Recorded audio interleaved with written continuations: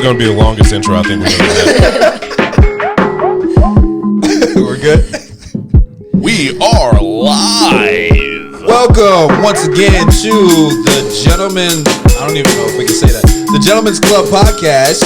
Featuring the lady. Featuring the lady.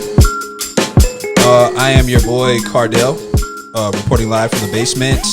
Over there in the back, we have my guy. Hi guys, I'm Zach. Word. And to my left, we have a familiar face. It's your girl, Amanda. Oh, man. What's going on, Amanda? Nothing What the much. fuck are you doing on our show again? I know. I have to explain myself. What's going on? Yeah, so first of all, I just want to thank Zach and Ashton for having me for the first time and asking me to come back. Of course. And Absolutely. thank you everyone for supporting us. I really appreciate it, and I got a lot of love in my DMs, not the romantic kind. Oh, I was about to say, I was like, That didn't pay hey, off? the floodgates rolled up. I had one particular incident, but we're gonna pass through that. Okay. I But want to know about this. Why did we talk about this earlier? That's crazy, right? We talked about a lot of shit. We skipped over that one specifically. That's no, crazy. I got a lot of platonic love, a lot of support, which I appreciate. And I just kind of want to announce that I'm going to become a regular on the show. So thank you guys so much. Of course. I gotta adjust myself. Take your time. No rush. Yeah, so thank you guys so much. I'm so excited. Of course. I think it was beautiful. Yeah, I agree. And I'm really looking forward to all of the jokes that I'm going to be able to crack on you in the most polite and respectful way. It's going to be a good time. Thank you. And vice versa. Okay, vice versa. Let's go. I'm here for it. Yeah. All right, fair enough. First of all, before we haven't asked this question, how are you guys feeling? Honestly, just in general, how's everybody doing? I'm kind of on a high. I'm gonna be honest. I'm kind of on a high. Like I said, I got a lot of love from this podcast, and I feel like it makes me feel confident that people really liked it. Because, like I said, I've been preparing for this my whole life. I've been talking nonstop to people who don't necessarily care, but here people like me. All right, It's okay. I like it. I like like it. I can respect that. That's good. How do you feel, Zach? I am I'm anxious. There's a lot of stuff that's kind of waiting in the winds right now for me. And I kind of can't make a move in one direction or the other until a shoe drops. So I'm just anxious every single day until I get the shoe to drop. Okay. I can respect Yeah, that. that's truth right there. Yeah. There's a lot in that. I'm trying to read through it all, but hey. We can talk afterwards. All right, for sure, no problem. I can speak to how I feel. The world is a difficult place to be in at the moment. Oh yeah. Me being a take it all in kind of guy is difficult, and I don't feel like we necessarily need to highlight all of those specific items. But I want to send prayers and love to everybody out right now, because there's a lot of death, there's a lot of people being shot, there's a lot of racial issues, there's a lot of issues with the system in general. So I think we can just leave it at that for now, for the sake of keeping things light. Definitely. For sure. All right, cool. Let's get into some fuck shit. Sorry. All righty. No, but there was something specific. We're having mad conversations, obviously. Yes. We probably got 5 episodes of content off upstairs, but it's okay. Sure. We gotta stop talking. We're gonna It's a work bad on that. habit. Yeah. We're gonna work on that. Yeah. Go ahead. Lead us off with some things you were telling us. Yeah, so like I said, a lot of people reached out to me, which again, thank you guys so much. A lot of people reached out to me and, felt validated by a lot of things that were said. And, Right. A lot and of also, ego strokes. yeah, but also a lot of people reached out to me and said they loved our dynamic and loved like different perspectives. Okay. So one particular person reached out and said that they really resonated with the mansplaining and that their partner often does that to them. Their male partner, I should say. Okay. Does that to them. I get it. Yeah, mansplaining. And so they do that to them when they're kind of venting and they just want emotional support. And they try to be their doctor. They try to be, just giving them Okay. advice when it's not cure. necessarily yes, that's perfect. Okay. The cure. Okay. Also, I just want to point out too that this person is significantly younger So the male is significantly younger than the female. So that does play a role. She mentioned that as well because she was just like, you're mansplaining and I'm like 10 years older than you. Oh, wow. Oof. How does that work when it comes to like the roles in a relationship? Mm-hmm. Like, if I can speak to that specific situation, I've been in a space. Shout out to all the loves of my life. But you have so many. No. But I've been in. Nope. Time out. Listen. You know what? We're gonna cut to a commercial break. Nope. No, we're not. No, you gotta own that. No, I'm playing. But no, I've been in a situation to where I actually had to take a step back and say, okay, we're doing a lot of the venting and whatnot. Do you want somebody do you want me to just listen? Mm-hmm. Or do you want me to like help you with this? Because naturally I'm like that. I got to own that. Naturally, if you come to me with a problem, especially if I love and or care about you, my initial thought is to give you a solution. Mm-hmm. Which I can absolutely understand. Because I think that's what, okay, from a woman's point of view, I think that that's what we're confused by. Okay. So when I talk to my girlfriends, right, and I'm crying and I'm upset, they're basically telling me like what I want to hear. Oh, it's a consoling. Yeah, so like, right, like if I'm upset about this thing, even if it makes, and I want to say it makes no sense. He ain't shit. Thank you. Yes, if I'm talking about a romantic situation and I'm upset, and it might be crazy. I'm sorry. The same ones that are back in. I knew y'all was gonna get back together. Exactly. Yeah. Exactly. But I think they're on my side. Of course. Okay. Biased opinion. Now, mind you, I have had people be like, hey, I don't know about this. But I'm saying for a majority of the times, because when we're being emotional or being upset about something, we just want someone to be on our side. Okay. And so I feel like sometimes when I'm sharing it to a male, they're not on my, I feel like that's something we learned in therapy too. I feel like you're not on my side. If I come at you objectively instead of on your side, I sound like, well, you sound like them motherfuckers that was just telling me like. Yes. Okay. I feel attacked. Okay.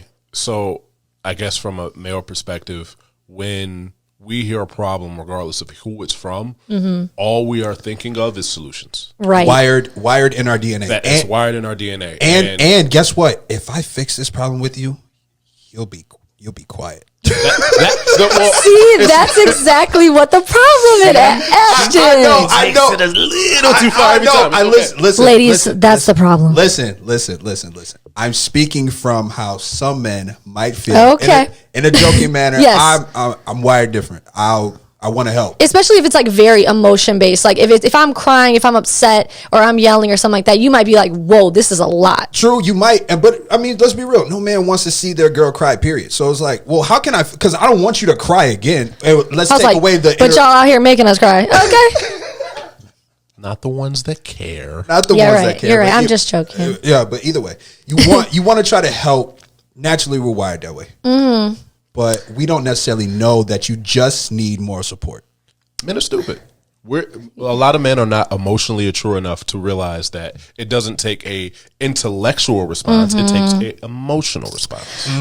Because, okay, so this is something that I've often heard about myself, and I wouldn't necessarily categorize myself in this way, but I've heard a lot from men that say, I'm too emotional. And I've often said, well, you're not emotional enough. Because in my... Standard argument. Yeah, because in my opinion... like very much as I'm going through and working through my issues, I definitely know that I'm emotion based. I'm emotion forward, if I should say. I like that. Yeah. I respect that. I just came up with that on the spot. I'm emotion forward. So I respect that. So I think that like when somebody says I'm overly emotional, I think it also makes me feel like I'm not logical, because I absolutely am logical and I move different, but I feel like I feel like emotions, like me being emotion forward, is sometimes a strength and sometimes a weakness. Okay, so you know about the natural rule where they say it's flip-flop. Men are 75% logic, 25% emotion, and vice versa for women, right? Okay, yeah. As a man, I feel like some men recognize that being emotional about the situation does not get results. It doesn't fix the situation. It doesn't fix the situation. So naturally, because of the way that society has wired us, we don't cry about it. Go figure the shit out. Okay, so let's unpack that. So I think a situation is a journey. Okay. And so, okay, so the most loving and caring people in your life, right? What gender are they? The most loving and caring people in your life? Usually women. Usually women, right? So I think like when I don't even like the word logic versus emotion. I think when you say like I'm a logical person, to me that makes me feel like I'm stupid. That's fair. No, that's completely fair. Yeah, and I mean, we have a lot of words like that that are gendered that kind of seem like they're degrading to women, right? Because you're just like, oh, you're not logical, and I'm just like, I'm very successful in my life, of course, and I'm emotion forward. Of course. I like that. Yeah, so emotion I know forward. I really like nobody coined that term. Like right. I'm about to trademark that. So I think that's sometimes my issue, especially in relationships when I'm being emotional. And I think we kind of touched on this, is that sometimes women, or I could say that men who are emotional as well, we just need an outburst. I know that sounds silly sometimes, but we need an outburst. It's respectable. I feel like men just handle their outbursts differently. But don't you think that's the problem? Depends on how. It depends on how. It depends on how, if that outlet works well enough for you. Because you have men who are actually, we can be vulnerable and actually speak to the things that are bothering us and still go work that stuff out, whether it be therapy or in work or some type of constructive or not very constructive activity that gives us that release. So overall, I was just speaking to how a lot of men might feel. And there's more layers to that. Yeah, because I heard this somewhere too, that one of the only emotions, like every emotion that men feel, they push out in anger. So like, and again, this is very general. This is something I heard, that like a lot of times you're hurt, you're confused, you're whatever the feeling is, you're overwhelmed, you have anxiety, and then you react in anger. And I think for women, like if I'm overwhelmed, I might cry instead of being angry or whatever. I might just be, upset and hurt, and I just want somebody to listen to me and console me. And then let me tell you, 10 minutes after that, I'm like, girl, that was crazy. Like, that whole outburst was crazy. I can deal with this. I can handle this. Sure. But I think that release helps me move forward. And I think a lot of times that men don't release. We're not even wired that way. It's to punch the hole in the wall. Yeah. That's it could be the male version. Oh yeah. Or to be real with you, like sometimes the anger thing, or you could channel that into working out, or to be real with you, well, those are healthy responses, but right, most men, but going to talk with somebody that you can trust is still, that's a big thing for me personally. Like I know, like if we're looking back, like you don't have people that you can trust, or I do. Okay, I do. Like going to talk with somebody that I respect and that I want to talk to about the situation, that helps. Tight circles. But you do it in a logical, and again, I even hate that word. Logical word. That's crazy. Don't even put that in your vocabulary. I don't like it. I don't like it. I don't care for it. So let's change it. Let's non-emotional thinking and emotional thinking. Yeah, because like I said, I mean, I think, I think that you guys. And again, I don't want to say all men, because there's a lot of women who are not emotional, who don't feel that way, and there's a lot of men who are emotional. All sides can apply to any person. Yeah.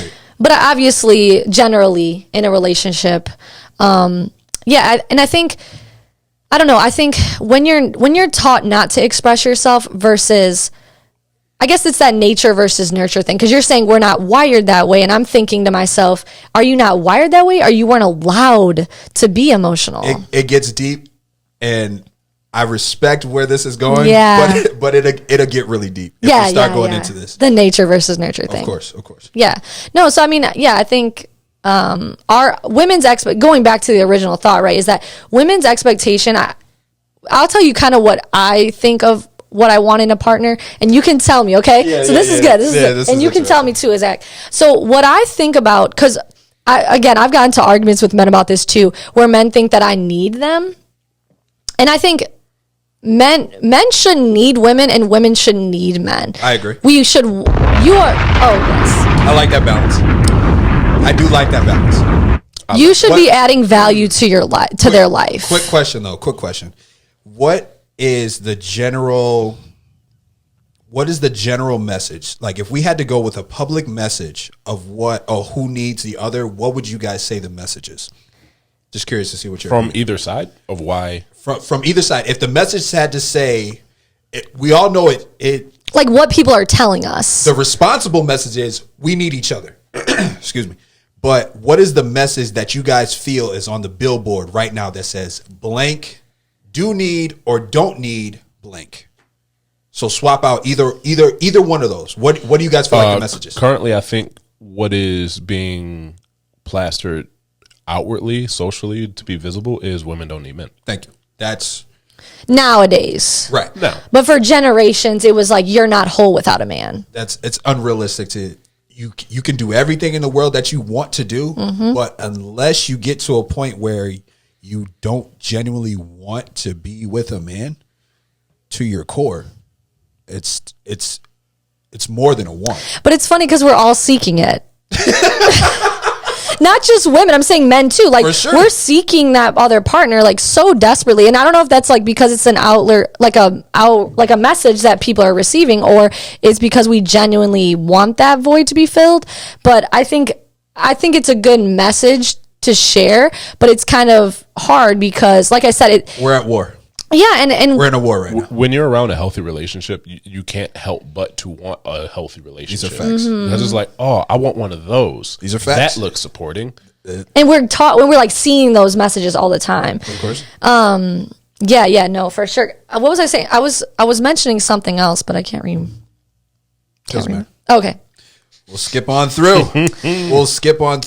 When it comes to these issues that we have regarding like relationships and whatnot, right? Of course, therapy is like the big thing that people are saying that the other needs, especially us men, 1,000%. Won't take that away from anybody. Everyone needs therapy. Oh, wow. That's crazy. But I mean, I think men are more reluctant to go 1,000%. because of what we talked about, of the course. vulnerability thing. Of course. And we're literally trained and told that suck it up, deal with it. Nobody wants to see you cry. Facts. But everybody needs therapy. Without being too vulnerable, what are some things that you guys learned in therapy that really helped you, or that put a spotlight on an area that you needed to work on? Does anybody have anything that they can add? Yeah, I think I mentioned this upstairs. So I am. A lot of things from messengers. Yeah. So many good things. Right. So when I mentioned again that I'm emotion forward, and so I overthink everything. This is a slogan campaign. Yes, I'm still trying. I understand. So I overthink everything that I do. Right. Because I'm thinking of, how is this person going to interpret it? How is this person going to interpret it? How do I feel about it from the next minute to the next minute? So I think what I learned, and I kind of mentioned, was that I need to forgive myself for making mistakes. And that person is a different person than I am today. Wow. So You stole my fucking answer. That forgiving yourself is a big one. yeah, That's a really big one. no, but I think it's so important especially for people with anxiety or people who overthink, because like I obviously made mistakes and I hurt people. What? I know. I'm a perfect person. No. And I think I harped on that so much. Like, I would get into an argument with somebody and I would pick apart everything that I said that was wrong and how I hurt them. And it's like, I'm a human being and I made mistakes. Right. And everything happens for a reason. And so I think taking one step at a time and forgiving yourself for those weak moments that you had. That's strong. Absolutely. That's strong. Yeah. What about you, sir? Probably the biggest takeaway and what has affected me the most in life, I'm going to try to see if I can explain this right. Everybody's perception, no matter how similar your interactions with things are always going to be different. And I'm going to try to explain it the way that my therapist explained it to me. Time out real quick. I have to give you credit because when we started kicking it a lot more than usual, that was helpful for me in our conversations. Not taking things personal and realizing that where that person is might be in a completely different space than you are. That's growth. And thinking that your opinion transferring over to them is going to translate perfectly fine. That's not realistic. That's so hard for me.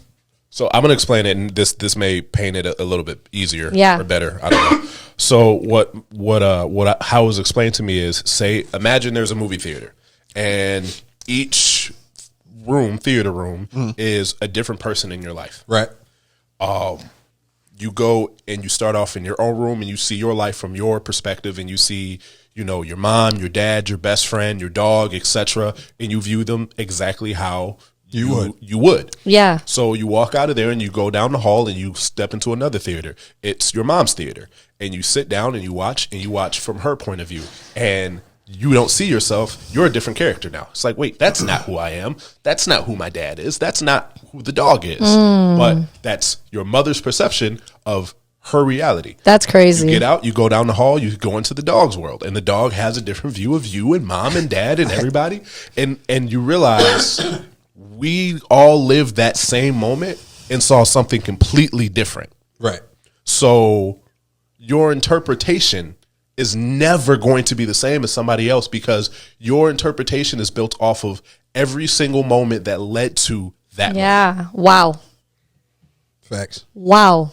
That is so, and honestly, like, it's so crazy too, because I was like, we were created to be so self-centered because we can't tap into people's minds. Like, I wish we could, Lord Jesus, I wish we could. No, you don't. No, I don't. Well, I would like to choose when I could, and, because I feel like, no, but I mean, it's so difficult to see someone else's perspective. I mean, that's why we have this situation that you were mentioning earlier, of racism in the world in America, is because people cannot see someone else's perspective and how that has impacted their life. But yeah, I always tell myself, I'm like, why? I'm like, whoever created us, why couldn't they have given us a better system? Because it's so self-centered. It's very complex, and It's human nature. yeah, and to be real with you, I had to learn to adjust to that. I started off being very give myself to other people. Like, Yeah. I started off very selfless. That's drastically changed when I realized that I'm sacrificing the things that I need to give to myself to give to other people.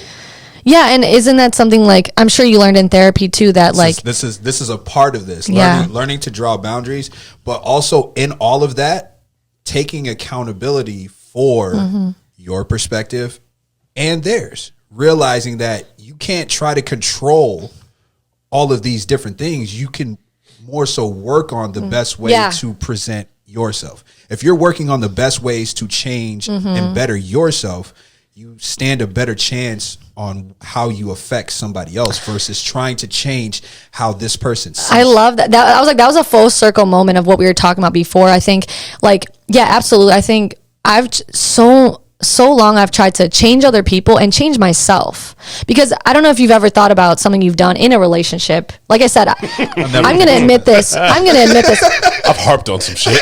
Yeah.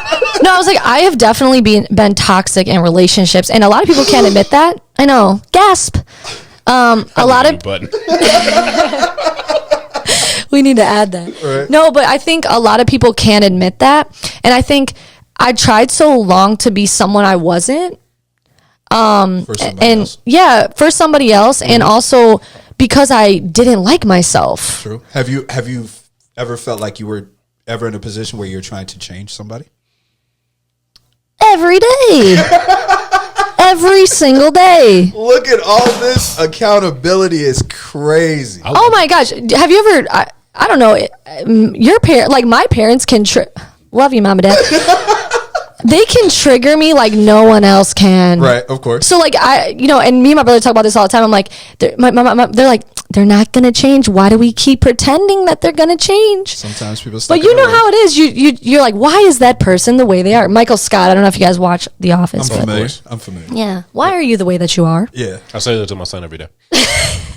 Yeah, but I think when you own who you are, right? Like in therapy, I've learned. Like my therapist has been like, when you own who you are, and you accept that, you can change for the better. Exactly. Versus trying to hide that and pretend you aren't who you are, or not, or being forced to change and not understanding why there's so much friction in that change. Like, Yeah. you got to look inward. You have to realize this is the main point that I wanted to say about things I learned in therapy, getting to the root issue of why you do the things that you do, or what is causing you to feel this way. The first thing that somebody wants to say when they get into therapy, they want to say, like, this person made me feel, of course, like this. And you feel like your feelings are valid, but let's look inward first. Let's get to the root of why you feel that way. And people are always going to make you feel a certain way. So you have to change the way you react to it. It's 100% about your own reaction, not necessarily what the other people are doing, because they're going to do what they're going to do no matter what. But how you react and respond is 100% on you. Yeah, and that's a hard pill to swallow because you feel justified in your reaction a lot of times. We always do. Oh, man. You feel very justified. And that's what I mean is, like, it's crazy though. It's crazy that men and women have so much friction. Because we know that men are this way. Like, there was a good joke in there. No, that's what she said. You're on a roll today. So. Thank you, man. I'm sorry. Thank you. I'm sorry. That's crazy. Yeah. All right. No, but it's weird that we have so much friction because it's like it's so crazy because I know how men act. I know how they act, but I continue to pretend that they're going to be different. Man. Maybe one day they'll shock you. Maybe one day. But I was like, okay, so back to that, right? I was thinking, like, I think it's for me, what I want in a relationship is emotional support.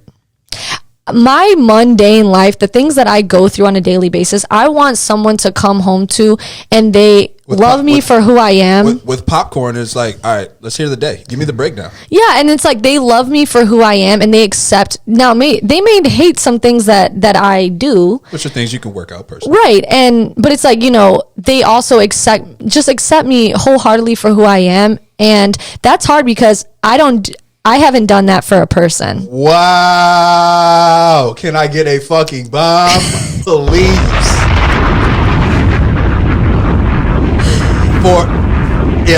Let it ride all the way out until it's done.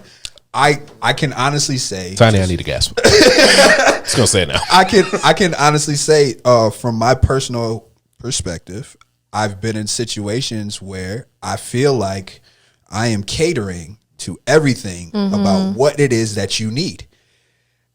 If we put that away, is there anything that you're giving me to be supportive for me? Yeah. That's not always the case on both sides. That can be on both sides. But do you think too that, like, because, and again, I'm saying most men aren't like very vocal about their needs. I think women are more vocal about their emotional needs and men aren't. We're literally, we figure it out. Like, but I think that's like when we talk about cheating, it's like men are like, oh, there's a need that wasn't being met and they don't communicate that and then they go out and step out. And again, I'm not saying, but I'm saying, like, I can't lie to you. That was just really hard to swallow. How you pitched that was really hard to swallow because I do not hear that a lot from a specific side more than I hear it from another. That's all I can say. Repeat. Come on. What you mean by that? That's all I can you help me out? I think if we look at it from a psychological mature standpoint, a need isn't being met. Hey, look, this is what I'm here for. I know. If a need isn't being met, then it goes back to it. It's up to you how to respond to that. Some people will sit down with their partners and they'll have a conversation and say, hey, I'm not getting what I need out of this relationship. And Facts. some people will step out on their partner. Yeah. Facts. So, but I'm saying, I think that's part of the right. I mean, it's obviously a huge issue, but I think that's what it's hard for me because when men don't communicate what they need, because they need emotional things too, not just physical things, but emotional things. And when I don't know that, it's hard for me to feel that. True. Here's something that I want to offer, just from a male's perspective, just to offer women. Instead of the first thing that you do is thinking to run to your significant other who might be a male and unloading everything that's going on in your day. Instead of doing that first, create a space for them to actually vent about what's going on with them. Because I come from it's always the woman first. Like, Yeah. what you got going on is gonna be more important than anything I have to say. That's true. Actually, as soon as I start talking about what's going on at work, you're about to tune me the fuck out. Yeah. It's something that I've seen happen. It's something that's your experience. Yeah, that's absolutely your experience. But I'm just something to offer. If one side is heavier than the other, males, if you guys are venting more to your girl about all the bullshit that's going on and you're not asking your girl what's going on, take a second to think about them and put your shit to the side and actually ask them and create a platform for them. Open space, man, make some dinner, chill, kick it, and ask them what's going on with them. Okay, so when you said, I loved what you said. So you said, make a space for men to feel safe to vent. And please, like, could you elaborate on that? Like, give me, because I think, like I said, I think I've been with a lot of emotionally unavailable men, and they're always like, I got this, I can handle this myself, and they don't want to be vulnerable, even though I'm like pressing them. I can somewhat speak to it. The more vulnerable you are as a man, if you're coming with more problems than solutions to a woman, in my experience, they respect you less. You're bringing a whole bunch of problems, but you have no solutions. You're complaining. It's the idea of, as a provider, that you're not leading, that you can't handle this, you can't protect this, you can't. So in what world would I think that I could tell you my problem and you can also do the same? All you're doing is telling me a bunch of problems. So being vulnerable in the wrong way without having a solution or a plan has the potential to backfire on a man. Okay, that's really good. That's really, really good information. So, okay, so when we talk about, because you're saying like the man wants to be the protector, the provider, we're still in that, even though roles have switched. True, for sure. A lot. And so we're in this sticky situation. Go ahead. I think that's what she said. I think we're in a sticky situation. I think our generation is probably the last of it where that role is still very prominent. Yeah. Because I know I was raised to, provide for my family, and I'm sure Ashton, you were raised the same way. Facts.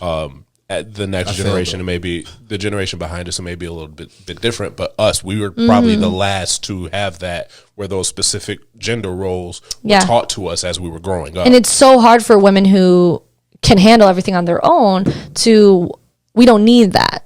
Quick question. Do you guys think that with the changes that are happening, gender roles switching, everything switching, do you guys think there is a better future for the generations coming after us to have more successful relationships with more communication and understanding how this side works better for you? Did the universe really do this to us? Did the universe really do this to us? You're right. You guys think so? Yes, but not because of the gender roles being blurred a little bit. I think it's because of therapy being made so available and okay. That's what I was kind of saying. Just understanding one another. Therapy used to be reserved for crazy people and failing relationships. That's how I got there.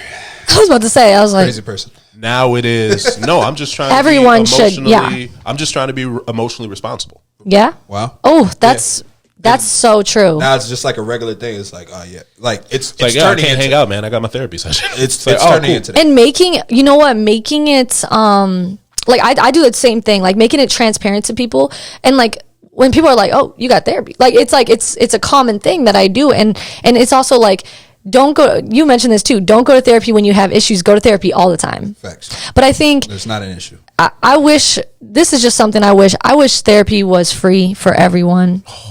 I'd still be going. Thank you. Because it's a certain way. Like it's Sorry, no, sorry. it's true. It's true because it's funny and it's real. No, but I shouldn't even have said it was accessible, because I got to check myself. It's not accessible to everyone. Facts. Because I just started going now that I got health insurance, and I was able to get them little free sessions. Right. Even and not all health insurance covers therapy. Right. And you have to figure out which ones work. And sometimes for your insurance, like I was about to say, sometimes your job, the health insurance they offer is like, no, bro, I'm cool on that. Okay, I just want to be transparent, because I'm actually working. I'm actually working with a nonprofit that I get a discounted rate because of my salary. So check that out, everybody. There is options for you if you need therapy, like to get them cheaper. So you know what we can do? We can turn that into a clip, and then you can provide the information. I will. All right, I absolutely will, because it's necessary for everyone. For sure. And it's Like I said, I think for me, I started therapy a long time ago to work out things. But one of the things is that I think is really important. When you grow up in a household where there's maybe toxic behaviors, you will 100% bring that into your relationship. Oh, every time. Because that's what you know from love. And I know that sounds obvious, Right. but I think for me, I thought, oh, I can always be better, but you always relate to that. And so for me, I was just like, I had to take accountability of myself of like, all of these things aren't working, and I'm the common denominator in all these crazy. things. This accountability word is crazy. It's But incredible. before we get too far ahead of ourselves, we don't want to dry them out. We're getting to a certain mark that we're trying to stay within. Thank you. So we're going to bring this to a close.